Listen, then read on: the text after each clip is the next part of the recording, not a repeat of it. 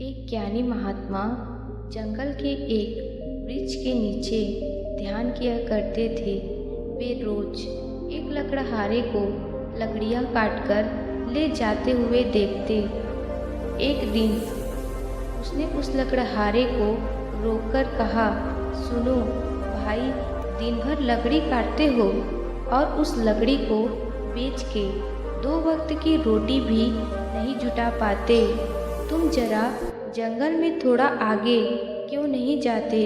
वहाँ आगे चंदन के वृक्ष का घना जंगल है।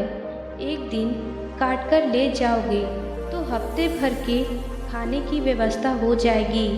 उस गरीब लकड़हारे को विश्वास ही नहीं हुआ, क्योंकि वो तो सोचता था कि जितना वो जंगल को जानता है उतना और कोई नहीं जानता होगा। जंगल में लकड़ियाँ काटते काटते ही तो उसकी जिंदगी बीती है। यह साधु यहाँ इस वृक्ष के नीचे बैठा रहता है, इसको क्या खाक पता होगा। जंगल के बारे में मानने का मन तो नहीं हुआ, लेकिन फिर भी सोचा कि नुकसान ही क्या है। कौन जाने, शायद वह सन्यासी ठीक कह रहा होगा। फिर झूठ भी कहेगा क्यों? शांत आदमी मालूम पड़ता है, दयालु भी लगता है और इससे पहले कभी बोला भी नहीं है। एक बार प्रयोग करके देखने में क्या जाता है। साधु की बातों पर विश्वास करके वह लकड़हारा जंगल में आगे गया। जब वह वहाँ से लौटा तो साधु के चरणों में सिर रख दिया और कहा, मुझे क्षमा करना, मेरे मन में बहुत संदेह आया था, क्योंकि मैं सोचता था कि मुझसे ज़्यादा इस जंगल के बारे में और कौन जानता है। मेरा बाप भी लकड़हारा था, उसका बाप भी लकड़हारा था। हम इसी जंगल में लकड़ियाँ काट काट कर अपना गुजारा कर रहे हैं। कभी यह सोचा ही नहीं कि इससे आगे भी शायद कुछ हो सकता है। मैं भी कैसा अभागा हूँ, काश पहले पता चल जाता तो आधी जिंदगी गरीबी में न गुजारनी पड़ती। साधु ने कहा, कोई फिक्र मत करो, जब जागो तभी सवेरा है। अब जाओ और जाकर चंदन की लकड़ियाँ काटो। अब उस लकड़हारे के दिन बड़े मज़े से गुजरने लगे। एक दिन लकड़ियाँ काट लेता, 7-8 दिन जंगल जाने की ज़रूरत ही नहीं पड़ती। बाजार में उसकी इतनी कीमत मिल जाती जिसे वह अपने परिवार के लिए हफ्तों के राशन पानी का बंदोबस्त कर लेता। ऐसे ही दिन गुजरने लगे। लकड़हारा हफ्ते में एक दिन जंगल जाता, चंदन की लकड़ियाँ काटता और जाकर उन्हें बाजार में बेच देता। एक दिन जब वो लकड़ियाँ काटने जा रहा था तो साधु ने उसे रोककर कहा, तुम जब से चंदन की लकड़ियाँ ही काट रहे हो, आगे नहीं गए? तुम्हारे मन में कभी ये सवाल नहीं आता कि इससे आगे भी कुछ हो सकता है? यह तो मेरे मन में सवाल ही नहीं आया कि चंदन के आगे भी कुछ हो सकता है। लकड़हारे ने कहा। साधु ने कहा, चंदन के आगे जरा जाओ तो वहाँ चांदी की खदान है। लकड़ियाँ काटना छोड़ो, एक दिन ले जाओगे तो 2-4 महीने के लिए हो जाएगा। अब तो वह साधु पर भरोसा करने लगा था। बिना कुछ सोचे समझे वह वहाँ से भागा। वहाँ जाकर उसने देखा तो वह हैरान रह गया। वहाँ तो सचमुच एक चांदी की खदान थी। मैं खुशी से उछलने लगा। अब तो वो 4-5 महीने में एक बार आता, चांदी लेता और अगले 4-5 महीने आराम से रहता।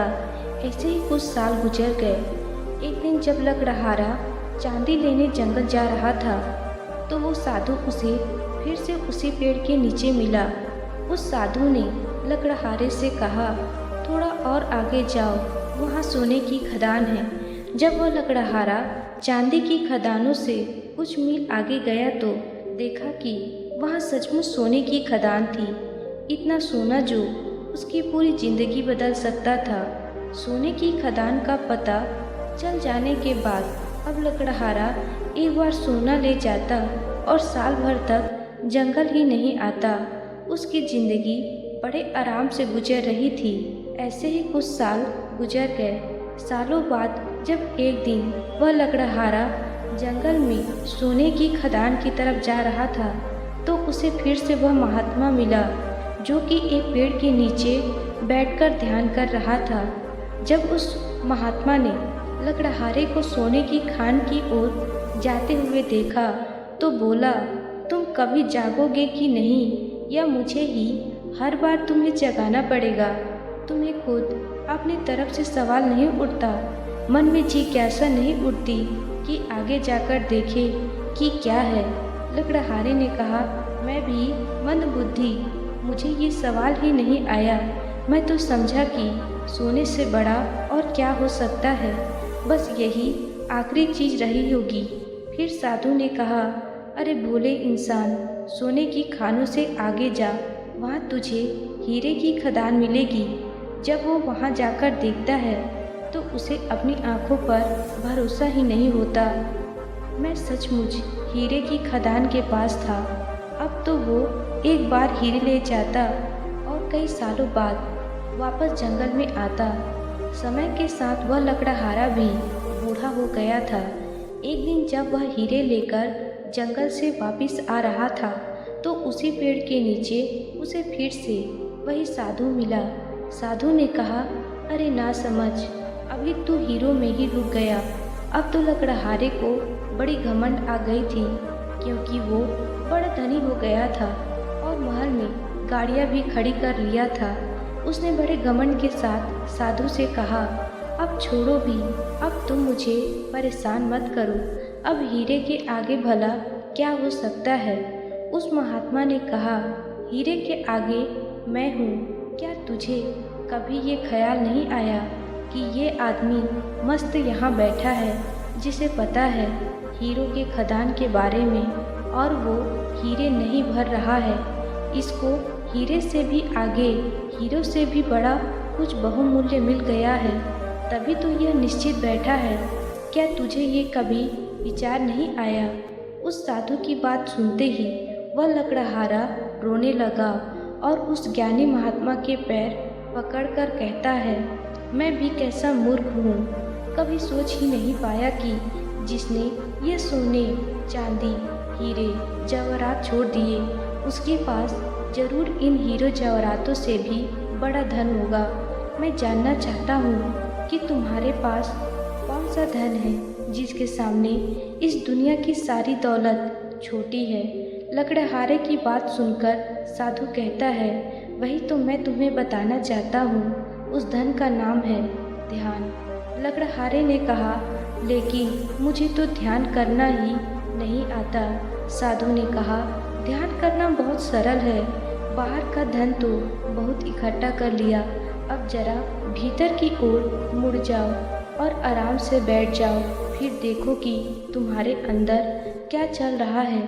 अगर कोई अनुभव हो तो उसे पकड़ो मत, बस देखो, हो सकता है तुम्हें परमात्मा मिले, लेकिन तुम्हें उन्हें भी नहीं पकड़ना है। तब तक देखते रहो जब तक कि सभी अनुभव, सभी विचार शांत न हो जाए। मगर ध्यान रहे, जबरदस्ती किसी भी अनुभव को करने की कोशिश मत करना। इस विचार को खत्म करने का प्रयास कभी मत करना। जब कोई अनुभव ना रहे और कोई विचार ना रहे, तब तुम निर्भीक होकर समाधि में स्थित हो जाओगे, फिर इधर उधर नहीं भटकोगे और तभी केवल शून्य होगा और उसी शून्य में ही चलता है बौद्ध का दिया, आत्मज्ञान का दिया। ध्यान करने के लिए एक चीज जो सबसे महत्वपूर्ण है वह है धैर्य।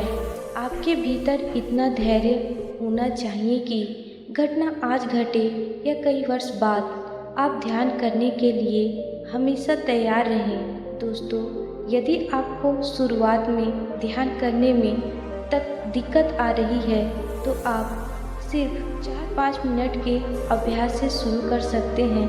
अगर 4 मिनट भी नहीं कर सकते तो 1 मिनट से शुरू कर सकते हैं, लेकिन एक बात ध्यान रखना, इसे लगातार करना है, हर रोज़ अभ्यास करना है, नहीं तो आप कोई लाभ नहीं दिखेगा।